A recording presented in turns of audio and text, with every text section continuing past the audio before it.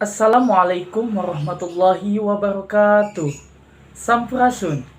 Tepang dari sarang simkuring, penereja Adiana dina warta Cianjur. Aya warta naon wae dina dinten ayeuna teh? Mangga urang sakseni warta salengkepna. Usum hujan tahun 2015 tos dimimitian ti awal bulan Januari oge pamarentah Cianjur tos ngawanti-wanti ka wargana sangkan salawasna waspada tina usum hujan. Bupati Cianjur mere amanat sakumna warga anu padumukanna di sisi Gawir jeung di sisi Hawangan kudu leuwih ati-ati bahaya longsor jeung banjir. Sabab datangna musibah teh teu bias dibade-bade ti taun ka taun pamarentah geus ngalaksanakeun tareka sangkan musibah banjir jeung longsor dina usum hujan teu karandepan warga.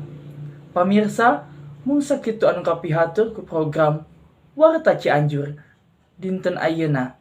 Simkuring penereja Adiana amit mundur. Wassalamualaikum warahmatullahi wabarakatuh.